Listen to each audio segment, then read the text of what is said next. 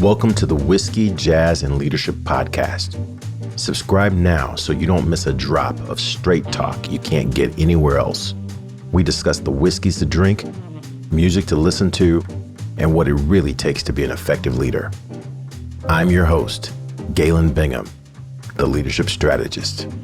Tonight's guest, high-performance coach, college professor, and International Coach Federation board member, Dr. Peter A. James. Hey, what you drinking? I've talked with a number of guests, and they'll ask me, hey, Galen, you talk about jazz, and jazz is part of your podcast. Do you play an instrument? And I explain, I am a professional jazz listener. There is no one that can listen to jazz better than I can. I want to talk to you too about your invisible board of directors, and this is a concept that comes right out of a book that you and I talk about on a weekly basis, and that's the book Think and Grow Rich by Napoleon Hill. And he's got a team of imaginary advisors, a board of advisors, and we've turned it into an invisible board of directors. But some of the folks that you've got listed on your invisible board, well known. They appear on a lot of boards. They're pretty busy. Dr. Martin Luther King Jr., Jesus Christ, Elon Musk, a lot of names that we've seen before. Of course, we could spend the rest of the time talking about Kobe Bryant. But there's one name, and we happen to be talking on the day that I just learned that Mr. Clarence Avant passed away. Educate our listeners as to who Clarence Avant was and how someone like a Clarence Avant would appear on your invisible board of directors. Because if you were to meet him just walking up and down the street, he probably would not capture your imagination if you just happen to see him. But his impact, the significance that he's had on so many different things, requires that anyone who has spent any time understanding who he is usually puts him on some level of regard, such as their invisible board of directors. Talk a little bit about Clarence Avant. Let me first start out by saying this, Galen. If you are listening to this and you have no idea who Clarence Avant is, please Google him, look him up, identify who he was and the impact that he had on music that you love, right? That you just had no idea. So Clarence Avant, for those of you who have no idea, he's been known as the godfather of Black music and has had impact for decades in the entertainment industry in Hollywood. And what I love about him, Galen, is actually something that I aspire. Listen, I don't have the need to be popular. I don't need to be in lights on billboards, on social media as having millions. I don't need all that. I really don't. I do have a desire to make an impact. I do have a desire to impact people's lives, change lives for the better, for the positive. And Clarence Avant did that. His impact was powerful. Names that he's touched: Muhammad Ali, Jim Brown, Babyface, L.A. Reid, Bill Clinton, Barack Obama. I could just go on and on with the people who he's behind, the people whom you revere to a certain extent. And he also there's a Netflix special out there. Quincy Jones is another name there for sure. There's a Netflix special out there about his life, about his impact that, again, you and I have spoke about before. Jimmy Jam, Terry Lewis, SOS Band.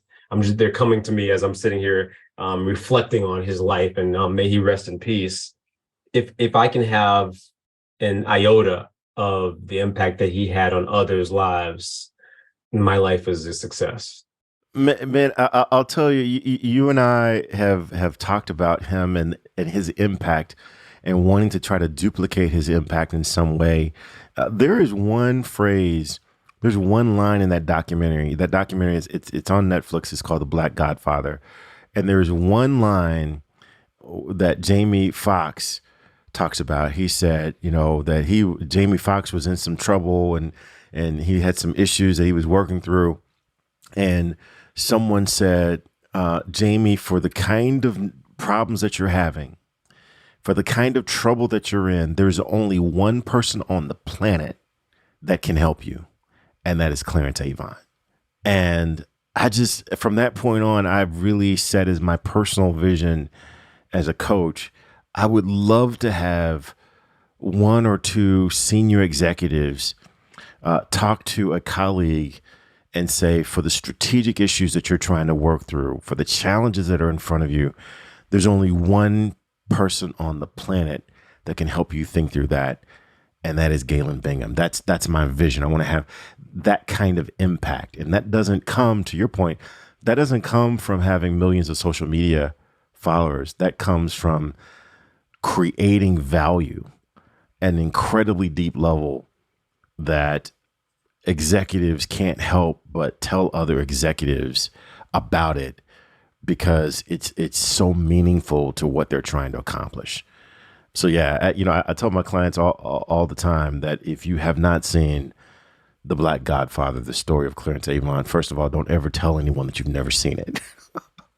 And then number two, go out and see today, because it really is the epitome of explaining the kind of impact that one person can have when they're not looking for the glamour, when they're not looking for the glory. And then we got so many other names on here, man, that we hold in common. Daniel Goleman, talk a little bit about Daniel Goleman, because Daniel Goleman is a name. He's a guy that those who study emotional intelligence, they know the name. Coaches listening right now, they're going to say, well, of course, Daniel Goleman, because that's the world that we're in. But many people outside of this neuroscience, emotional intelligence world, they may not have heard of Daniel Goleman. Talk about the significance of his principles and some of the work that he's done. Yeah, that's a good name. Another great name on that list there, Galen. The thing about emotional intelligence is that most of us who are listening have heard that phrase before. If you're in the corporate environment, you definitely have heard that phrase before. If you're a corporate leader, you know about that. You know the importance of emotional intelligence, right? But what I love about Daniel Goleman's work and how it's applicable to the corporate space or life in general is that there are aspects of these principles under emotional intelligence that can be applied to almost every single area of our lives. Every single area. You and I were talking a little bit about the isms. If you believe in and understand emotional intelligence, the ism conversation should be a no-brainer. But still, we as a society have problems with the isms: racism, sexism, ageism. We are not fully aware, self-awareness being one of the concepts, of how we may be a problem, part of the problem, as it relates to ageism or sexism. And I say part of the problem because I'm going to get controversial now, right? By default, us coming up in an ism society, an isms culture, we are part of the problem. Because in some aspect of your success, the ism played a role, but you're sweeping it under the rug or denying and say you're not that, but still benefiting from the ism society. So why be naive? Why not be cognizant? Why not be self-aware to realize that, hey, if I'm benefiting from this system, I'm part of the system itself. Yeah, it's in your best interest to keep that system going if you're benefiting from it. Absolutely. That's that self-awareness component of emotional intelligence that Daniel Goleman goes about. He speaks about, writes about, that many of us don't want to acknowledge. We don't want to accept. No, it's not me. It's them. It's always somebody else, but it's never me. And me as a Black male in the United States of America, I'm part of the racism problem. Ooh, wow. Getting deep now, Galen. Let's go ahead and get canceled, man. Go ahead. Let's go ahead. Go ahead and get canceled. Right? I'm part of it. I'm a successful, I live in middle class America, and I've benefited from the culture of slavery. And I've realized that, yes, I have lineage that have been slaves, but now I've been able to identify how might a racist culture, which still does exist, how have I played a role in that? How might I have used it to my advantage to get ahead, to stay ahead? What are those things that I might have done? So I can't be naive to just keep pointing the finger at everybody else. I got to first look at myself and say, hey, what is my role in this entire process, in this entire system, before I go ahead and challenge someone else? You're bringing to mind the words of Carter G. Woodson in the book, The Miseducation of the Negro, which the book is chock full of amazing information. But the one line that has stayed with me since the 30 years when I first read that book, the line is that if I can control what a man thinks, I don't have to worry about what he's going to do. If I can make a man believe that his rightful place is to enter through the back door, if I don't provide a back door for him, he will complain and then create a back door for himself. And so again, it's this idea that there are systems that have been created, and those systems have physically oppressed a group of people for a variety of reasons. At the same time, it's our responsibility to adapt a mindset that will allow us to overcome the impact of those situations. That doesn't minimize the physical oppression at all. It just says you will remain oppressed if you mentally decide to be oppressed. You have to adapt a mindset that it's going to allow you to overcome that. A phrase that I have used to categorize my sports career in my youth, because I played basketball, and I was not a 20-point a game scorer, 30-point a game scorer. I was not a lockdown defender, but my phrase was, you may score 20 points against me, but you're going to be too tired to brag about it, and I leave scratch marks. So hey, look, nothing's coming easy. Nothing, you can work for those points. And it's a mindset that has allowed me to play basketball against people where my talent would not have justified me being there, but my unwillingness to just roll over allowed me to take a space on the court with the likes of Dennis Rodman and Stacey King and Chu Kennedy and Wayman Tisdale and B.J. Armstrong, and a lot of players that kids today probably haven't even heard of. But talk a little bit about this idea of mindset, because I know that's a big part of your branding and your approach to things around this mindset. How important is mindset?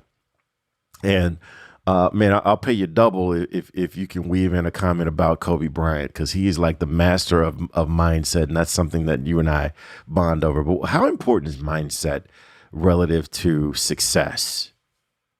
Let me start out by giving some respect to individuals who talk a lot about mindset, or who have spoken a lot about mindset. Let me go back to someone you mentioned here, Wayman Tisdale, jazz musician in his own right, as well as a basketball player, Galen. So definitely give him a little bit of the homage there for sure. May he rest in peace. Correct, if I'm not mistaken. Absolutely, yeah. Kobe Bryant, may he also rest in peace. To those of you who are not fully aware, was a basketball player. He was just a basketball player in the NBA. That almost seems harsh to call him just a basketball player. Mr. Mamba himself was all about impacting his mind, but also impacting his opponent's mind before he even stepped on the court. And my whole shiftyourmindset.com philosophy is this, and it goes back to what I mentioned earlier. Before we can shift our actions and behaviors, it's important that we shift how we're thinking about those actions and behaviors. What was done yesterday may not work tomorrow. So what do I need to shift in order to get to my next level, accomplish that goal, get to my dream? I was listening to the just recently the NBA Hall of Fame induction ceremonies. I love that quote by Tony Parker, which he said, listen, if someone is not laughing at your goals and your dreams, you're not dreaming big enough. Mm. That's even for adults, because when we're kids, we dream of being presidents and going to the playing pros. But for some reason, when we get to become adults, something happens, Galen. Life, bills, kids, mortgages, the boss. It shifts our broad goals and our dreams. It shifts our belief that we can still accomplish those things. So how can I shift my mindset back to when it was clearer, uninhibited, in order to accomplish those lofty goals that I still have even at 50 years old? And shifting your mindset is just that, realizing that I need to, as Adam Grant puts it, think again, think differently. How do I see the future not the same way I did when I was younger? You and I have spoken about that plenty of times. Our upbringing sometimes are so humble that we, especially financially, maybe we are hoarders, savers, not investors. Right? How do I get to that point where I'm thinking differently and then my actions and behaviors shift? That's what it's all about. And it's challenging for many because the examples are not around us to be able to do that. Man, I tell you, and that brings to mind some of the conversations that we've had with each other and with our third accountability partner, where very often it's things that are so deep in our past that we don't even know that it's influencing the decisions of how we show up today. And I often talk about, and you guys have actually helped me think through this, where we would get to I would get to a certain level of success, and then all of a sudden I would be reluctant to take that next step. Right? I've already proven that I could take steps 2, 3, and 4. But for some reason, I'm reluctant to take step 5, although it's very clear what that step needs to be.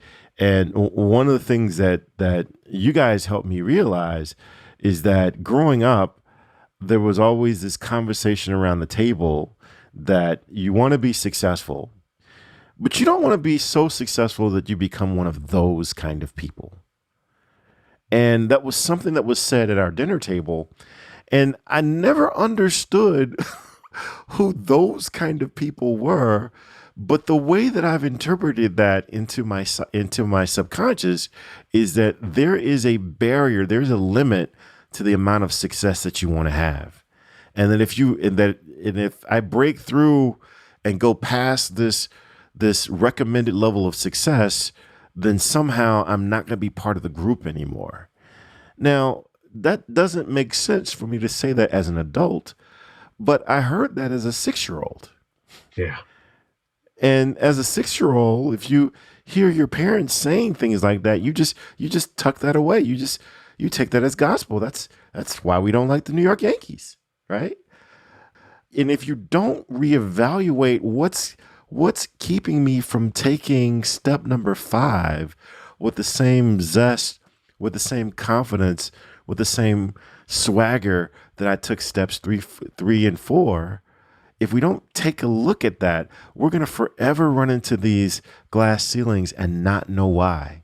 And then that's when we start blaming other people. And it has nothing to do with other people. It has to do with a limiting belief that we have yet to deal with. So, man, I tell you, this feels like a coaching session, man. Hey, one of the things I want you to lean into, because I say this often to my clients, and it actually comes from you, and it's that coaching is such a powerful process. It's such a powerful way to get to where you want to go, that very often coaches have coaches. And it's always annoying to me that although I coach, I coach at the highest levels. I coach executives all over the world. And then when I come to you for coaching, you have the audacity to ask me the same questions that I'm asking my clients. So it's like, I know the questions, I know the things that I need to do. Why is it so important that I come to someone else to get that breakthrough that I'm looking for? Although I can help other people all around the world, some of which don't even speak English as a first language.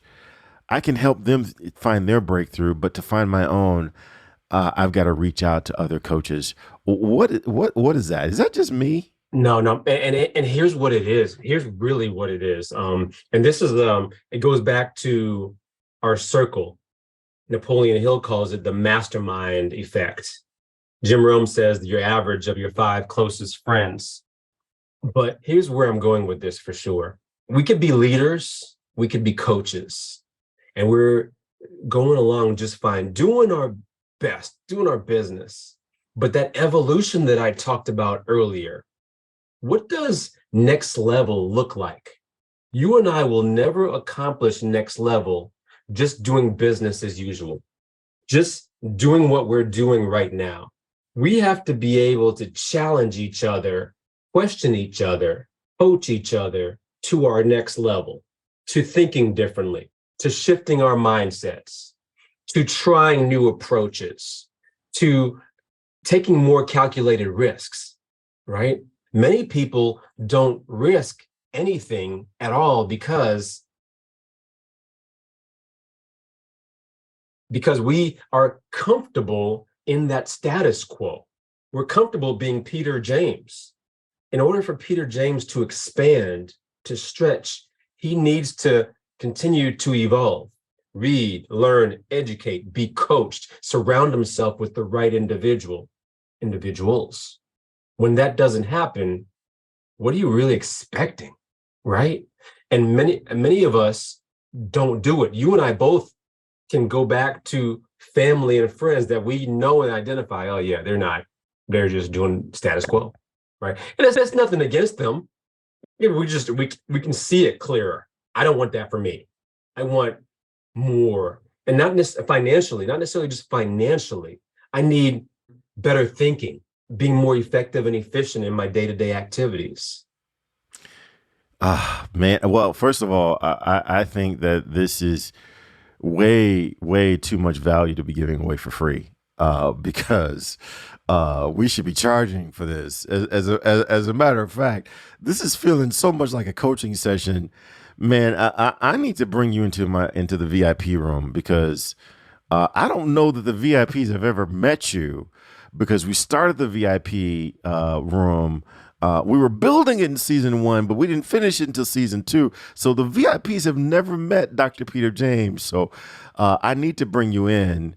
But before I do, what are some final thoughts that you have for our general podcast listeners, for those who are too cheap to spend $5 a month to come into the VIP room? What are you going to leave them with that might help them get to that next level? And then how can people get a hold of you if, like me, they want to get some insights that will help them break through, that will help them shift their mindset to another level? Yeah. How about this, Galen? I'm gonna leave you and your listeners with a few quotes, if I could. Right. Quote number 1 is from William Congreve. We talked about fear earlier, and he mentioned that fear comes from uncertainty. When we are absolutely certain, whether of our worth or our worthlessness, we are almost impervious to fear. Think about that. The next quote is from controversial author Raymond Chandler. This is about whiskey. He says, "There is no bad whiskey. There are only some whiskeys that aren't as good as others."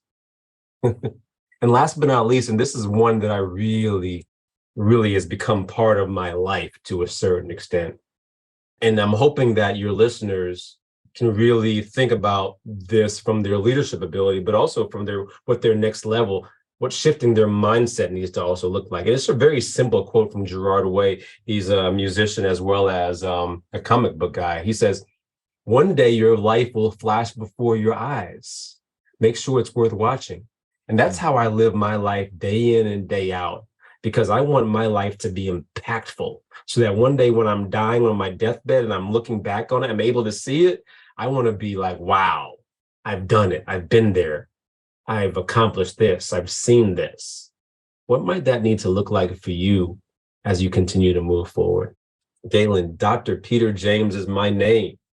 And you can find me at any social media platform at Dr. Peter A. James. That's at DrPeterAjames, or at shiftyourmindset.com, or at another one that I want to put a plug in for there, Galen Bingham. It is powermoments.com. And I won't go into a lot of detail about that, but please check us out very, very soon.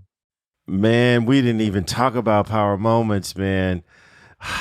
Man, I said I wouldn't give this away for free. You heard me say that.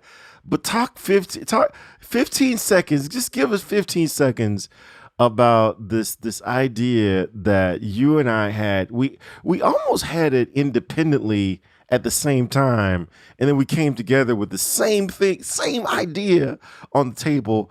Talk just a little bit about Power Moments and what that is, and how might associations get involved. Yeah, and I'll just tease it a little bit. If you are an affinity association, Black or Brown affinity association, you have members, and you see the value of coaching, executive and leadership coaching, go to powermoments.com and check us out, because your leaders, your members desire to get to their next level, but who's in their corner? And are they ready to encounter the powerful moments that are coming undoubtedly in their lives? We'll check you out at powermoments.com.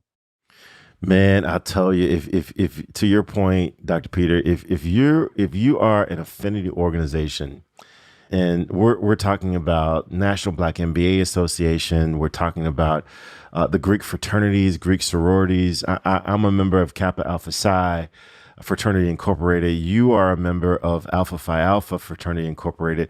But any affinity organization, and you're wanting to add value to your membership, research shows that 26 to 30% of senior executives either have or have had executive coaching. I've coached close to 1,000 executives over my career. I've only had 5 African Americans. So that means that the organizations that are bringing me in to coach their executives, their senior executives, they're choosing the executives that they would like to go through that program. And for whatever reason, Black and Brown executives aren't making the cut as easily or as frequently. You can approach and get access to this through your affinity organizations. Just have them contact us, and we promise you we're going to find a way to make it valuable, not only for the executive as a participant, but also for the affinity organization who cares so much about their members that they want to bring them the value of executive coaching. So, oh my gosh, man, dude, we got to get in to see the VIPs, man. We got to get in. We got to get in. I kept them waiting long enough, man. Raise your uncle nearest 1856. I'm gonna raise my uncle nearest 1820. And man, I just really appreciate everything that you've done for the community of coaches. Like I said, you're not only doing this as an individual company owner, but you're doing this as an international board member. So I want to thank you on behalf of the international coaching community.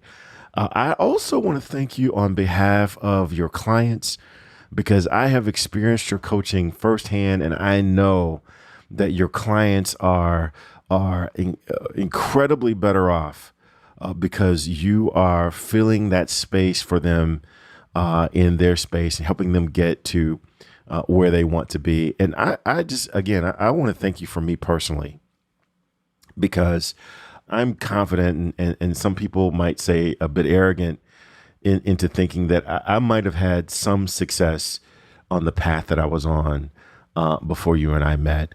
But I dare say I would not be having the kind of impact that I'm having today. And that is due to that chance meeting that you and I had, and the fact that we were both smart enough to say, hey, let's keep this thing going. And the whole notion of iron sharpening iron. Dude, you're the roughest iron I've ever rubbed up against, man.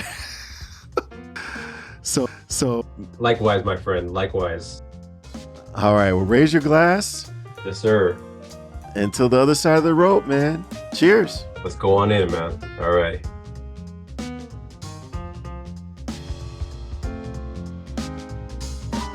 Hey, it's not too late. Hit that subscribe button so you're sure to catch the next episode. If you're really enjoying the vibe, leave us a review or become a VIP for guest and show exclusives. Cheers.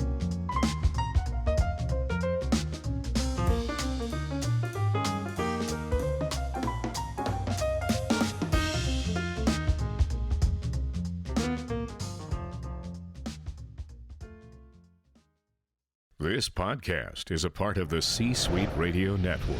For more top business podcasts, visit c-suiteradio.com.